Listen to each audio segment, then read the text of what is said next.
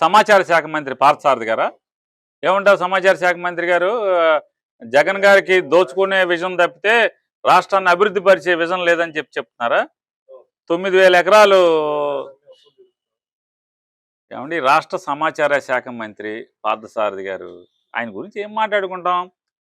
ఆయన ఒక అద్దె మైక్, అద్దె మైక్ లాంటి వాడు ఆయన. ఇప్పుడు బందర్లో షామ్యానా కంపెనీలు చాలా ఉన్నాయి.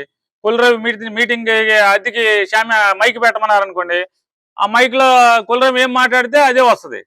అదే మైక్ తెచ్చి మా పేరుని కృష్ణమూర్తి కిట్టు మీటింగ్ పెట్టినప్పుడు అదే మైక్ తెచ్చాడు, అదే కంపెనీ వాడికి చెప్పి, షామ్యానా కంపెనీ చెప్పాడు అనుకోండి, వచ్చి ఆ మైక్ పెడితే కిట్టు ఏం మాట్లాడితే అదే బయటకు వస్తాయి.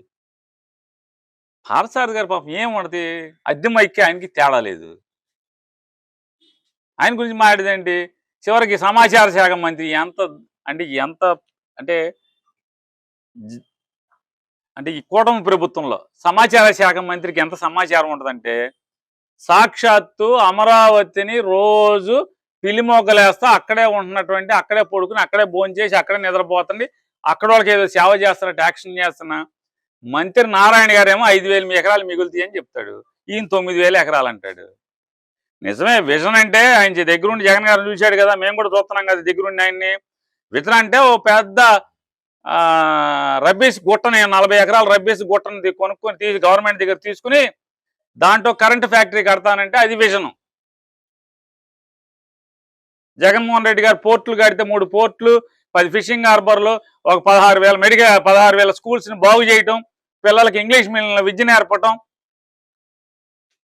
ఫీజు రియంబర్స్మెంట్ టంచన్గా పేద వర్గాలందరినీ కూడా, ఆ కులం ఈ కులం లేకుండా అందరికీ చదువు నేర్పించడం, రాష్ట్రంలో ప్రతి రైతుకి కావాల్సినవి అందించడం, ప్రతి వైద్యాన్ని మారుమూల పల్లెటూళ్ళకి తీసుకెళ్తాం, ప్రతి మండలానికి 2 డాక్టర్లను పెడతాం, ప్రతి గ్రామానికి టంచన్గా నర్సుల్ని ఎలందన పెట్టడం, మందులు పెట్టడం. మరి ఈ విజన్ లేదు ఆయనకి. ఇది విజన్ కాదు. కాకపోతే ఆయనకి లేదు ఏంటంటే, రబ్బీస్ కొండల్లో కరెంట్ ఫ్యాక్టరీ కడతానని కొండలు గవర్నమెంట్ దగ్గర 5 లక్షలకి 3 లక్షల రూపాయలకి ఆ విజన్ అయితే లేదు జగన్ గారి దగ్గర.